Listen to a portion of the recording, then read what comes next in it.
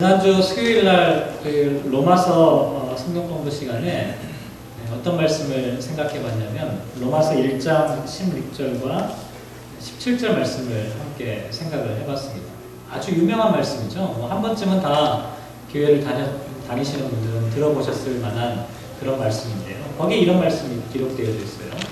내가 복음을 부끄러워하지 아니하노니 이 복음은 모든 믿는 자에게 구원을 주시는 하나님의 능력이 되니라. 먼저는 유대인에게요 그리고 헬라인에게로다. 복음에는 하나님의 의가 나타나서 믿음으로 믿음에 이르게 하나니 기록된 바 오직 의는 믿음으로 말미암아 살리라 함과 같으니라.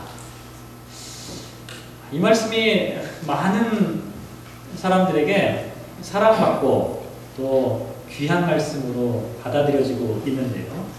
왜냐하면 이 말씀이 기독교 신앙의 가장 근본 진리를 아주 잘 요약한 말씀으로 사람들에게 알려져 있기 때문입니다.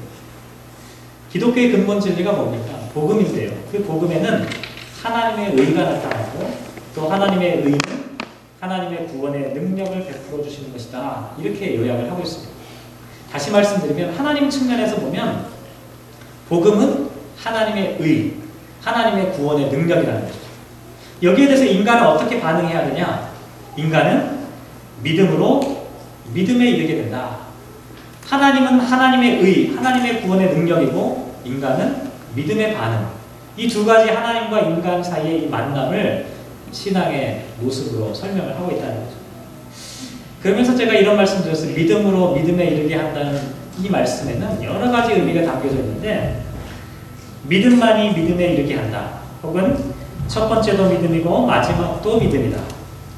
혹은 유대인들의 믿음에서 이방인들로의 믿음으로까지 확장되는 것을 이야기하고 혹은 낮은 믿음에서 더 높은 믿음으로 여러 가지로 해석이 가능하다. 이런 말씀을 드렸어요. 어쨌든 중요한 건 뭐냐면 인간의 반응은 믿음의 반응, 믿음이라고 하는 것을 강조하고 있는 말씀이라는 거죠. 교회에서 믿음 빼면 지체죠. 교회에서 믿음은 아무리 강조해도 지나치지 않는데 근데 때로는 우리가 좀 헷갈릴 때가 있어요. 믿음 얘기하는데 믿음이 도대체 뭘까? 그리고 어떤 믿음이 좋은 믿음일까? 어떤 믿음이 위대한 믿음일까? 어떤 믿음이 성경에서 말씀하고 있는 참된 믿음일까? 제가 오늘 설교 제목을 오늘 본문에 나와 있는 말씀 가운데 5절에 우리에게 믿음을 더하소서 increase라고 하는 이 단어를 쓰고 있어요. increase our faith 이렇게 나와 있거든요. 우리에게 믿음을 더해 주소서라고 하는 이 말씀을 제가 설교 제목을 했는데 사실은 조금 약간 좀 주저했어요. 믿음을 무슨 벽돌 쌓는 것처럼 이렇게 한 칸 한 칸 이렇게 쌓아가지고 올려갈 수 있다는 그런 식으로 또 이해를 하실까봐 믿음이 과연 그렇게 벽돌을 쌓는 것처럼 쌓여지는 것일까요? 믿음이란 게 과연 도대체 어떤 것일까요? 오늘 이제 믿음이라는 주제를 갖고 오늘 본문 말씀을 생각해 볼 텐데 근데 막상 오늘 본문 말씀을 읽어보면 이게 믿음과 관련된 주제가 아닌 것처럼 보여요. 그렇죠? 오늘 보면 1절과 2절 말씀은 어떤 말씀입니까? 실족하게 하는 자에 대한 경고의 말씀입니다. 3절과 4절은 뭐예요? 용서에 대한 말씀이고요. 그나마 5절과 6절 말씀이 믿음과 좀 관계가 있어요. 겨자씨 하나일 만한 믿음만 있으면 뽕나무를 바다에 심을 수 있다. 이런 말씀이 5절과 6절에 나와요. 또 7절부터 10절까지 나와 있는 말씀 보면 이것도 믿음과 상관이 없는 말씀처럼 보여요. 이것은 종의 모습에 대한 이야기를 지금 하고 있다는 거죠. 1절부터 10절까지 나와 있는 이 내용 가운데 5절과 6절을 제외하고 나머지는 사실 믿음과 크게 관계가 없는 그런 말씀처럼 생각이 된다는 거죠. 실제로 그래서 그런지 마태복음과 마가복음에서는요 이 말씀이 다 흩어져 있어요. 다 따로따로 찢어져 있는데 누가복음에서만 이 말씀이 한데 묶어져 있어요. 1절부터 10절까지 이 말씀을 한데 묶었던 누가의 의도가 과연 무엇일까? 그리고 특히 이 말씀들을 한데 묶으면서 중간에 연결하는 연결고리로 어떤 말씀을 쓰고 있냐면 그게 5절 말씀입니다. 우리에게 믿음을 더하소서라고 하는 이 말씀으로 앞뒤 1절부터 10절까지의 이야기를 묶어놓고 있다. 다시 말씀드리면 누가는 분명하게 이 말씀이 믿음에 관한 말씀으로 생각하면서 지금 말씀하고 있다는 거죠. 예수님께서 가르쳐주신 이 말씀에는 분명히 믿음에 대한 교훈이 담겨져 있다는 거죠. 그래서 오늘 이 말씀을 함께 묵상해 보면서 누가가 왜 이 말씀들을 묶어가지고 믿음에 대해 설명하려고 했을까? 그 의미를 함께 한번 찾아보려고 합니다. 먼저 첫 번째, 오늘 4가지 이야기가 담겨 있는데 첫 번째 나와 있는 이야기를 한번 보시죠. 1절 말씀 다시 한번 같이 한번 읽어볼까요? 1절 같이 읽겠습니다. 시작. 예수께서 제자들에게 이르시되 실족하게 하는 것이 없을 수는 없으나 그렇게 하게 하는 자에게는 화가. 실족하게 한다. 이게 혹시 무슨 의미인지 아시나요? 영어로 얘기하면 금방 아마 그러실 텐데 이게 나중에 여기 이단에서 스캔들이라고 하는 단어가 나왔어요. 실족하게 한다. 원래 의미는 뭐냐면 덫을 놓는 거예요. 올무를 만드는 거거든요. 근데 이게 나중에 영어에서 얘기하는 스캔들로 이렇게 번역이 되는.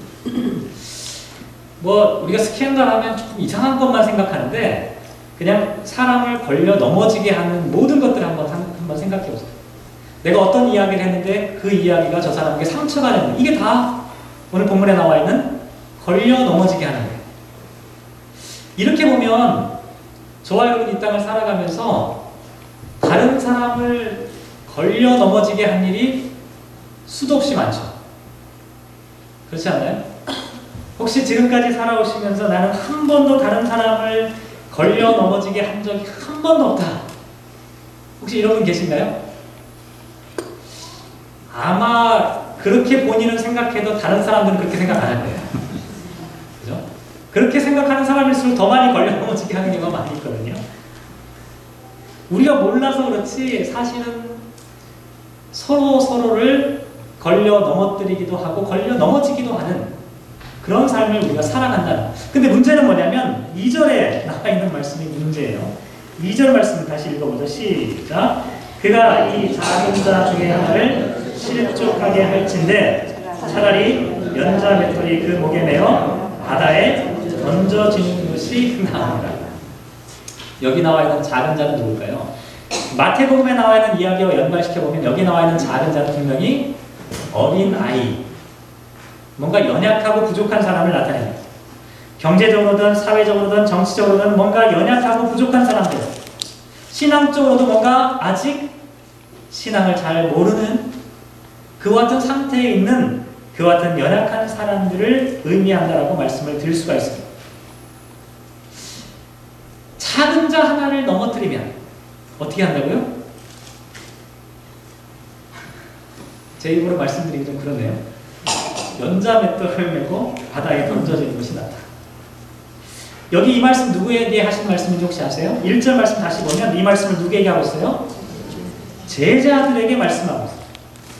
지금 예수님 주변에는 신앙이 좋다고 하는, 믿음이 좋다고 하는 그와 같은 제자들이 다 포진해 있었어요. 예수님께서 그 제자들을 향해서 니네들이 만약에 이 작은 자 하나를, 신앙이 지금 부족하고 연약하고 어린아이 하나를 만약에 걸려 넘어지게 하면 차라리 연자 맷돌을 메고 바다에 빠진 것이다.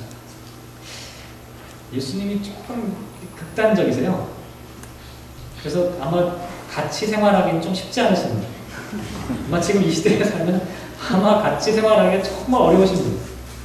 그냥 좀 조심해라 이 정도 얘기하면 좋을 텐데, 연자 맷돌이 뭔지 아시죠?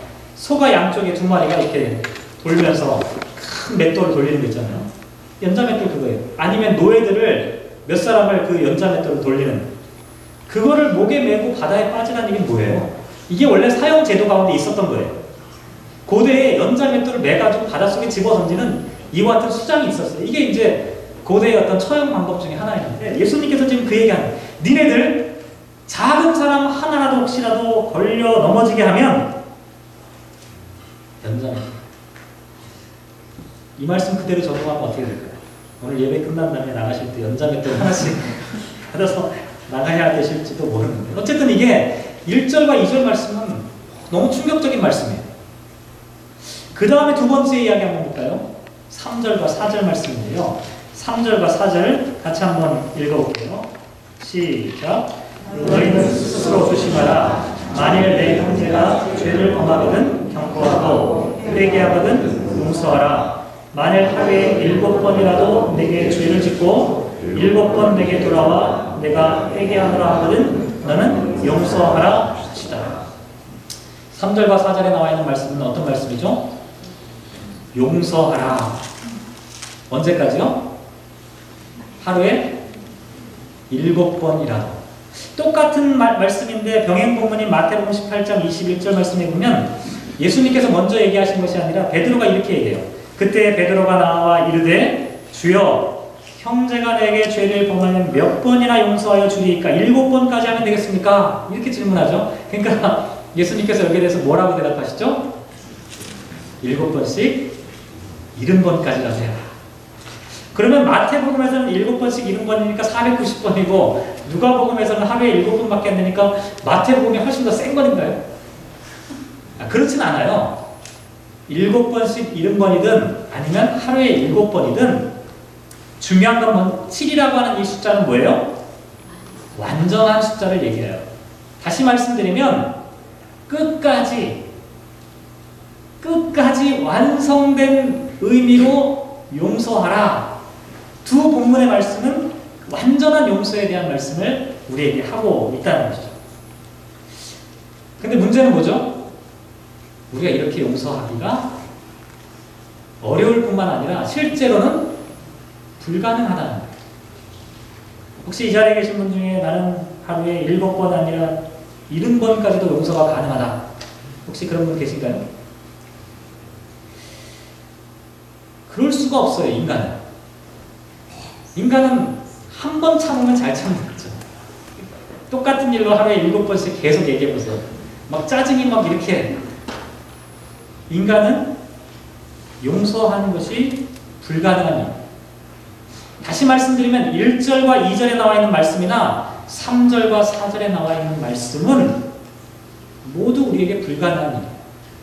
이 세상을 살아가면서 다른 사람을 실족하지 않게 할 수가 없어요. 이 세상을 살아가면서 완전한 용서를 하는 것은 우리에게 불가능한 일이에요. 근데 제가 참 보면서 특이했던 것은 이와 같은 예수님의 말씀을 딱 듣고 제자들이 보였던 반응이에요. 제자들이 어떤 반응을 보였죠? 그게 5절에 나와 있어요. 5절 말씀 같이 한번 읽어보죠. 시작. 사도들이 주께 여짜오되 우리에게 믿음을 더하소서. 좀 이상하지 않나요? 저 같으면 1절, 2절, 3절과 4절 말씀을 딱 들었으면 그러니 예수님 저에게 믿음을 좀 더해 주십시오. 이렇게 기도 안 했을 것 같아요. 작은 자 하나를 걸려 넘어지게 하면 안 된단다. 그러면 내가 작은 자를 걸려 넘어지지 않도록 하기 위해서 하나님 나에게 조금 바르게 살 수 있는 능력을 주십시오. 이렇게 기도하는 것이 맞을 것 같아요. 용서해라. 끝까지 용서해라.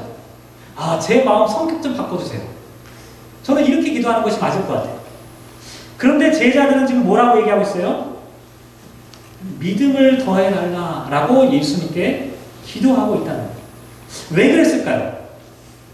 아마도 제자들은요, 이 문제가 믿음의 문제라고 하는 것을 알고 있었다는 거예요.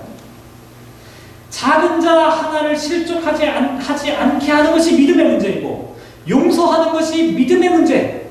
믿음이 부족하기 때문에 우리가 그렇게 하지 못한다라고 하는 그와 같은 깨달음을 제자들은 하고 있었다는 거예요.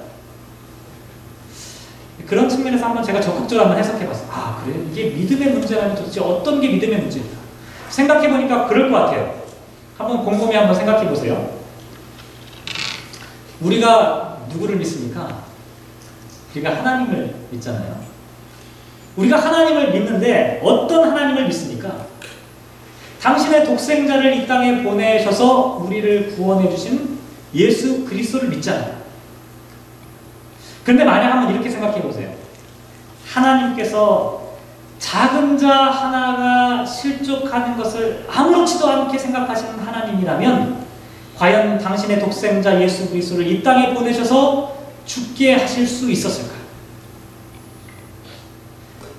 저와 여러분이 작은 자이고 부족하고 연약한 존재잖아요. 하나님은 전능하신 하나님이세요. 근데 그 하나님께서 만약에 에이, 작은 자들 별로 영향가가 없어, 별로 능력도 없어, 이렇게 하면서 아무렇지도 않게 외면하고 넘겨버리셨다면 과연 하나님께서 예수 그리스도를 이 땅 가운데 보내셔서 십자가에 죽게 하셨을까 하는 거예요. 그렇지 않다는 거예요. 우리가 믿는 하나님, 우리가 믿는 예수 그리스도는 어떤 분이냐면 작은 자 하나 때문에 이 땅 가운데 십자가를 짊어지신 분이라는 거예요. 작은 자 한 생명을 천하보다 귀하게 여기는 것이 바로 하나님의 마음이라는 거예요. 우리가 믿는 하나님이 바로 이와 같은 하나님이라는 거예요. 우리가 이와 같은 하나님을 믿는다라고 하면 가장 작은 자를 위해 가장 크신 분이 죽었다라고 하는 이 사건을 믿는 사람들이라고 하면 우리는 작은 자 하나를 실족하게 하는 문제를 가볍게 넘길 수가 없다는 거예요. 그래서 예수님께서 이렇게 말씀하셨어요. 마태복음 18장 12절 말씀에 보면 너희 생각에는 어떠하냐? 만일 어떤 사람이 양 100마리가 있는데 그 중에 하나가 길을 잃었으면 그 99마리를 산에 두고 가서 길 잃은 양을 찾지 않겠느냐. 작은 한 마리 길을 잃어버린 그 양이 소중하기 때문에 그 양을 내가 찾아가겠다라고 말씀하시는 까닭이 예수님께서는 그 작은 자 하나를 소중하게 생각하시는 하나님의 마음을 갖고 계셨기 때문이라는 것이죠. 또 마태복음 18장 14절에서도 이와 같이 이 작은 자 중에 하나라도 잃는 것은 하늘에 계신 너희 아버지의 뜻이 아니라 이렇게 말씀하고 있습니다. 작은 자 하나라도 잃어버리는 것, 잃어버리지 않는 것, 이것이 바로 하나님의 뜻이다라고 예수님은 분명히 말씀해 주고 있다. 이렇게 생각해보면 우리가 예수님을 믿는다고 하면서도 작은 자 하나를 소홀하게 생각하고 가볍게 취급한다는 것은 불가능한 일이라는 거예요. 믿음이 없기 때문에 하는 일이에요. 믿음이 있다면 우리가 하나님을 믿는다라고 하면 작은 자 한 사람을 실족하게 하는 문제가 얼마나 심각하고 중대한 문제인지, 그 한 사람을 위해 우리 주님께서 십자가에 달려 죽으셨다는 그 사실을 생각해보면 이것은 너무나 중대한 문제라고 하는 사실을 우리가 생각해 볼 수 있겠습니다. 용서에 대한 말씀도 마찬가지예요. 7번까지 용서해라. 끝없이 용서해라. 완전하게 용서해라. 아까도 말씀드렸지만 저와 여러분에게는 그럴 만한 능력이 없잖아요. 하나님이 그거를 모르셔서 우리에게 용서하라고 말씀하시는 게 아니에요. 우리에게 용서의 능력이 없다는 사실을 우리 하나님은 이미 알고 계세요. 그럼에도 불구하고 완전한 용서를 해야 한다라고 말씀하시는 까닭은 용서가 우리 인간의 의지나 노력으로 만들어지는 것이 아니라 하나님으로부터 비롯된다는 것이기 때문에 그래요. 하나님으로부터 용서의 능력이 우리에게 주어지는 거예요. 우리에게 만약 믿음이 있다면 하나님께서 주시는 그 능력을 통해 우리가 용서할 수 있다라고 하는 그 믿음이 있다면 우리는 용서가 가능한 것이지, 내가 갖고 있는 용서의 능력을 키워서 내가 7번씩 완전한 용서를 하겠다, 이건 불가능하다. 하나님이 말씀하시는 완전한 용서는 하나님의 용서의 능력을 힘입어야 한다는 것을 말씀해 주고 있다. 제가 이 말씀 묵상하면 그런 생각했어요. 우리에게 정말 믿음이 필요하구나. 믿음을 더해달라고 하는 기도를 해야겠다는 생각을 해보게 되었어요. 예수 그리스도를 믿는 믿음을 우리에게 좀 더해달라. 작은 자 한 사람을 위해 이 땅에 오신 예수 그리스도를 믿는 믿음이 우리에게 부족하구나. 우리를 용서해 주신 예수 그리스도를 믿는 그 믿음이 우리에게 부족한 거예요. 용서가 안 되고 자비가 베풀어지지 않는 까닭은 믿음이 부족하기 때문이라는 거예요. 우리가 작은 자 하나를 사랑하지 못하는 까닭도 역시 우리에게 믿음이 부족하기 때문이라는 거예요. 간절히 바라기는 저와 여러분, 우리 공동체 가운데 하나님께서 믿음을 더해 주셨으면 좋겠어요. 하나님을 향한 믿음, 그 믿음을 우리가 갖고 있었으면 좋겠다는 거예요. 우리가 이렇게 하나님께서 허락해 주시는 믿음이 더해졌으면 좋겠는데, 근데 이런 생각을 또 해봤어요. 하나님이 우리에게 믿음을 더해주면 믿음 플러스 믿음이 되면 어떻게 돼요? 큰 믿음이 되잖아요. 그죠? 믿음이 커지잖아요. 믿음이 확장되잖아요. 그런데 큰 믿음, 위대한 믿음, 확장된 믿음이라는 것은 과연 어떤 것일까? 6절 말씀 보면 아주 재밌는 말씀이에요. 6절 말씀 한번 같이 한번 읽어보시죠. 6절 시작. 주께서 이르시되 너희에게 겨자씨 한 알만한 믿음이 있었더라면 이 뽕나무더러 뿌리가 뽑혀 바다에 심기어라 하였을 것이요 그것이 너희에게 순종하였으리라. 우리가 너무 하나님 말씀을 잘 알고 있어가지고 이상한 말씀도 이상하게 안 받아줘요. 그냥 그런가 보다 좋은 말씀이 하고 막 지나가는. 근데 곰곰이 한번 생각해 보세요. 이 말씀 이상하지 않으세요? 제자들이 예수님께 믿음을 더해달라 이렇게 기도했잖아요. 그러면 어떤 반응이 와요? 그래, 내가 믿음을 더해줄게 라든지 아니야, 내가 믿음을 너한테 더하려면 뭐가 더 필요해 이렇게 말씀하시든지 아니면 야, 아직 때가 안 됐어, 조금 더 기다려, 나중에 내가 믿음을 곱빼기로 줄게 이렇게 하시든지. 이런 대답이 정상적인, 이게 사람의 커뮤니케이션이에요. 그렇죠? 그런데 예수님의 대답은 정상적인 커뮤니케이션을 지금 하고 있는 것이 아니라는 거예요. 왜 예수님께서 이렇게 말씀하셨을까요? 우리가 잘 알고 있듯이 겨자씨는 씨 중에서 가장 작은 씨를 의미하죠. 뽕나무는 뭐예요? 이 작은 겨자씨와 비교할 때 엄청 큰 나무를 의미해요.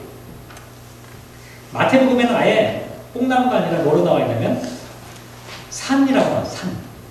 작고 큰 것을 비교하기 위해서 아예 산이라고 하는 단어를 사용하고 있다. 예전에 저는 이 말씀을 묵상하면서 그렇게 설교를 많이 했었어요.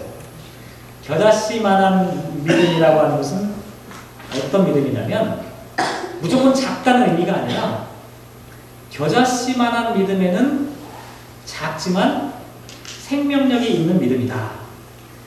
죽어있는 믿음이 아니라 살아있는 믿음이기 때문에 이 작지만 생명력이 있는 그 믿음을 갖고 있으면 산을 옮길 수도 있고 뽕나무를 바다에 심는 놀라운 일도 가능하게 하신다라고 하는 그런 말씀으로 저는 이해하고 많이 설교를 했었어요. 그래서 믿음을 더해달라고 하는 기도에 대해 예수님께서는 생명력 있는 믿음을 가지라 이렇게 말씀하신 것으로 이해해 볼 수 있다는 거죠. 저는 지금도 그런 의미가 충분히 있다고 생각을 하는데요. 그런데 지난 한 주간 동안 제가 이 말씀 묵상하면서 조금 다른 생각을 좀 해보게 되었어요. 제가 좀 엉뚱한 것 같긴 해요. 이럴 때 보면 어떤 생각을 했냐면 겨자씨 한 알만한 믿음만 있어도 뽕나무를 바다에 심을 수 있다고 하셨는데 지금까지 뽕나무를 바다에 심은 사람이 과연 누가 있을까를 생각해 봤어요. 아니, 산을 옮긴 사람이 있을까요? 잘 모르겠어요. 성경을 아무리 찾아보고 연구를 해봐도 성경에서 뽕나무를 바다에 심은 사람 이야기는 저는 못 들어본 것 같아요. 혹시 들어보신 분 계신가요? 뽕나무를 바다에 심은 위대한 믿음의 사람. 아무도 없어요. 왜 그럴까를 생각해봤어요. 아니, 예수님은 분명히 겨자씨 한 알만한 믿음만 있으면 뽕나무도 바다에 심는 것 아무것도 아니라고 말씀하셨는데 왜 여태까지 어느 누구도 뽕나무를 바다에 심는 사람이 없었다는 거예요. 두 가지 이유 중에 하나죠. 첫 번째는 아직까지 어느 누구도 겨자씨 한 알만한 믿음에 도달하지 못했기 때문에, 아니면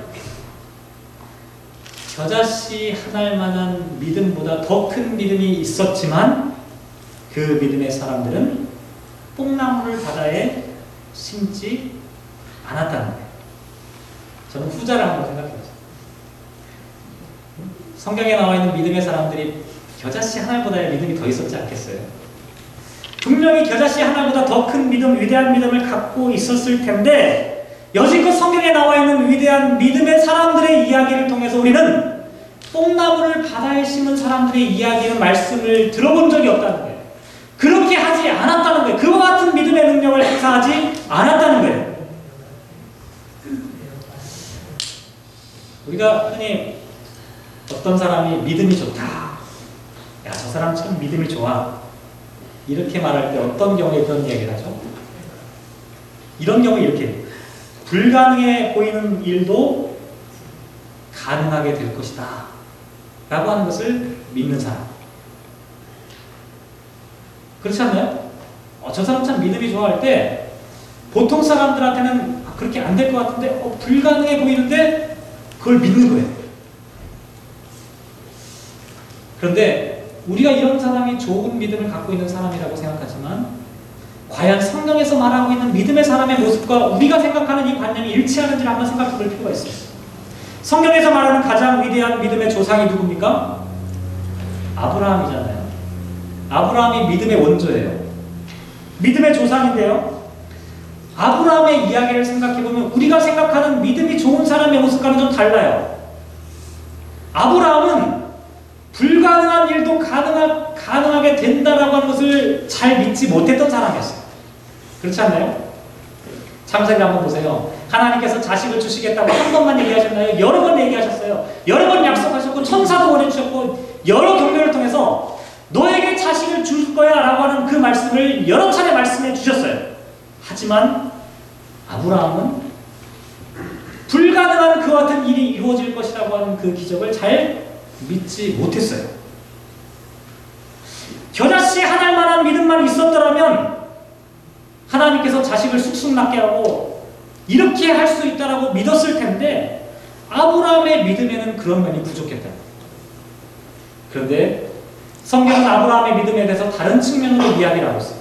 창세기 15장 6절 말씀에 보면 이런 말씀이 나와요.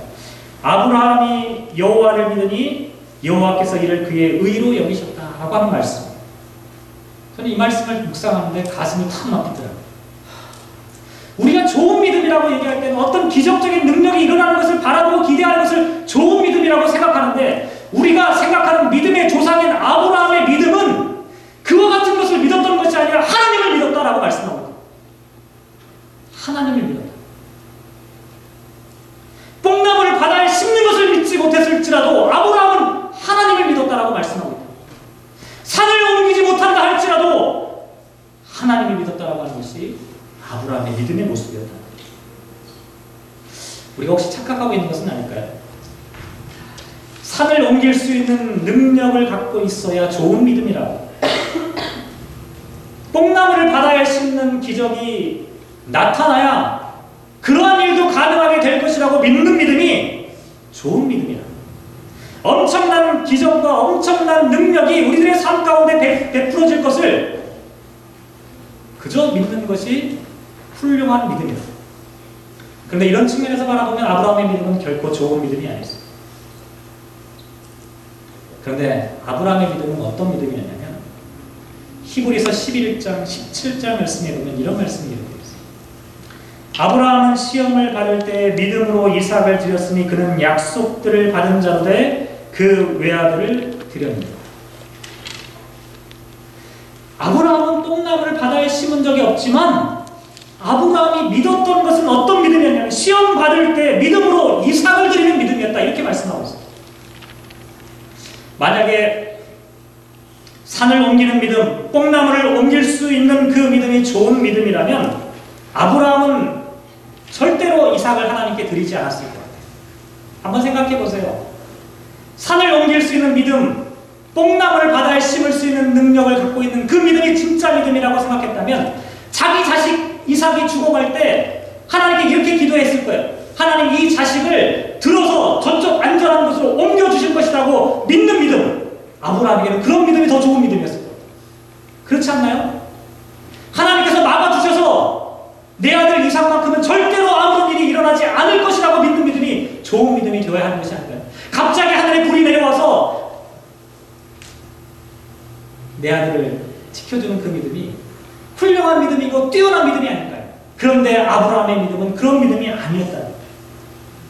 아브라함의 믿음은 믿음으로 아들 이삭을 하나님께 드리는 믿음이었다.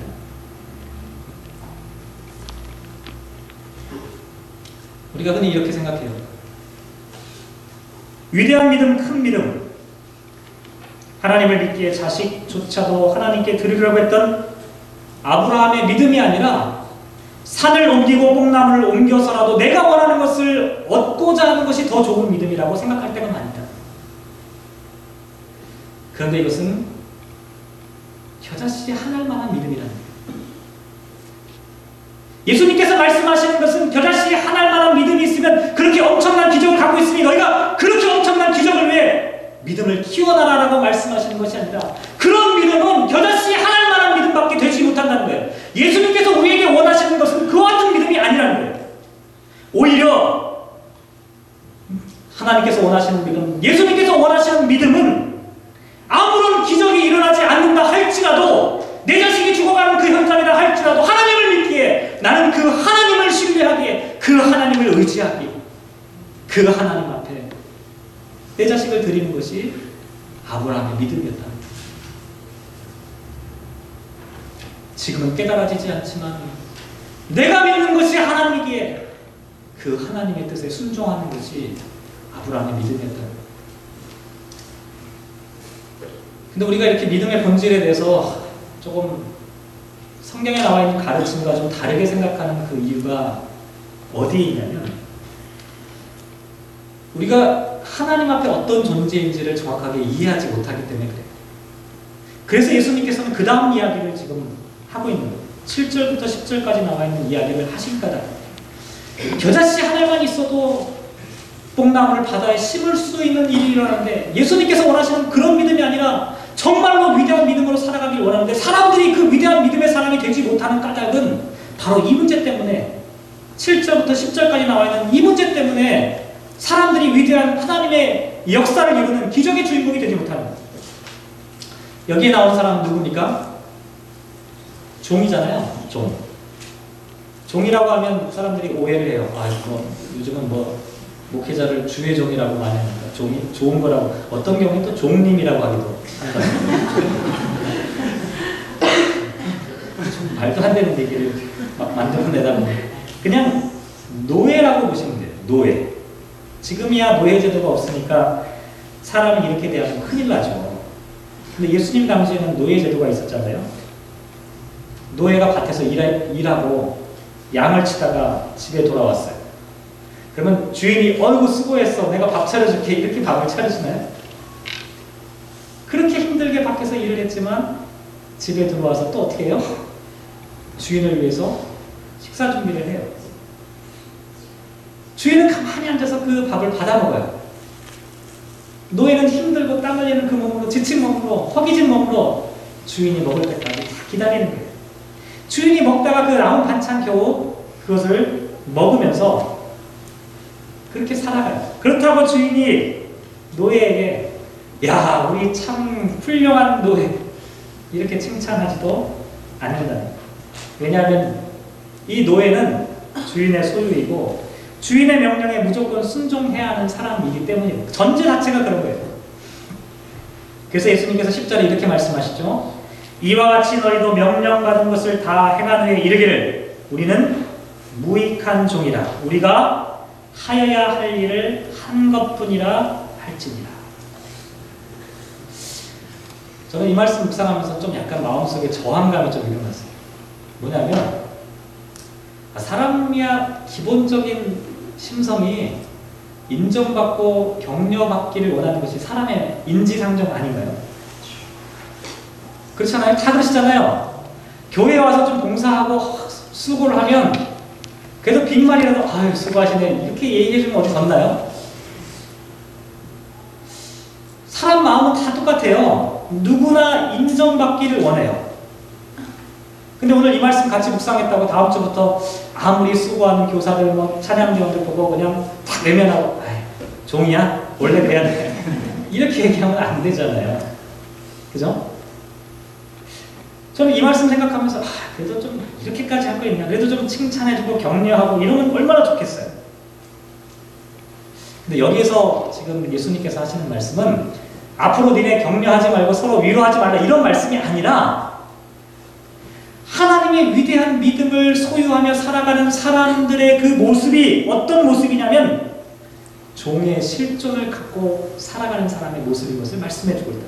앞에서 제가 아브라함의 이야기를 말씀드렸어요. 모리아산에서 아들 이삭을 바치는 그 장면에서 믿음으로 아들 이삭을 하나님 앞에 드린 그 아브라함의 이야기를 기록한 히브리서 기자의 그 이야기를 우리가 믿음의 조상 아브라함의 이야기로 보는 까닭은 뭐냐면 이 사건을 통해 아브라함의 믿음의 본질, 종의 실존으로 살아가고 있는 아브라함의 모습이 너무나 잘 나타나고 있기 때문이라는 거예요. 자기 자신을 종의 실존으로, 종의 모습으로, 종의 현실로 인정하며 그렇지 않으면 어떻게 자기 자신을 하나님 앞에 드릴 수가 있겠어요?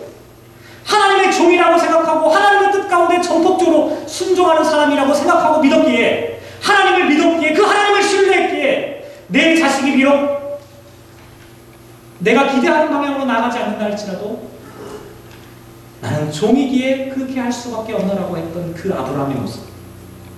예수님은 지금 믿음의 사람의 모습을 이 종의 실존을 통해 지금 말씀해 주고 있다는 거예요. 어떤 사람이 믿음이 좋은 사람이냐면 뽕나무를 바다에 심을 수 있다고 믿는 사람이 믿음이 좋은 사람이 아니에요. 그 정도의 믿음은 겨자씨 하나밖에 되지 않는 그런 믿음이라는 거예요. 그런 일들은 교회를 안 다니는 사람들에게도 일어날 수 있는 일이라는 거예요. 그런데 성경에서 말하고 있는 위대한 믿음은 어떤 믿음이냐면 자기 자신을 종이라고 인식하며 하나님의 뜻 가운데 자기 자신을 복종시킬 수 있는 믿음을 갖고 있는 사람이라는 거예요. 하나님의 뜻을 따라 살려고 하나님이 기뻐하시는 것이 무엇인지를 바라보며 살아가는 그 사람이야말로 참으로 아름다운 믿음의 사람.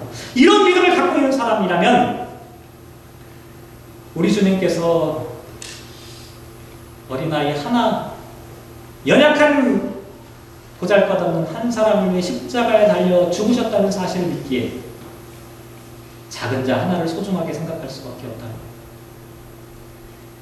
우리 주님께서 용서해 주신 사람을 내가 끝까지 용서하지 못하고 있을 이유가 없다. 아니, 그 사람보다 더 큰 용서와 은혜를 받은 나를 우리 주님께서 용서해 주셨는데 내가 용서의 사람으로 살아가지 못하는 이유가 없다. 우리가 그렇게 살지 못하는 까닭은 우리에게 믿음이 없기 때문이다. 우리에게 믿음이 결핍되어 있기 때문이다. 우리에게 엉뚱한 믿음이 자리 잡고 있기 때문이다. 우리의 믿음이 산을 옮기는 것만 바라보고 있기 때문이다. 뽕나무를 바다에 심는 그 기적만을 우리가 추구하고 있기 때문입니다. 그러나 진정한 믿음은 그런 믿음이 아니야. 이 사실을 깨달았던 제자들이 주님께 이렇게 기도했습니다. 주님, 우리에게 제발 믿음을 더해 주옵소서. 사랑하는 성도 여러분, 저와 여러분도 이렇게 기도해야 되지 않을까요? 우리의 믿음 없음을 고백하며 주님, 우리에게 이와 같은 믿음을 좀 더해 주십시오. 우리가 이제 믿음의 사람으로 이 땅을 살아가게 해 주시옵소서. 아브라함과 같이 하나님을 믿는 사람으로, 하나님을 신뢰하는 사람으로 살아가시기를 주님의 이름으로 기원합니다. 기도하겠습니다.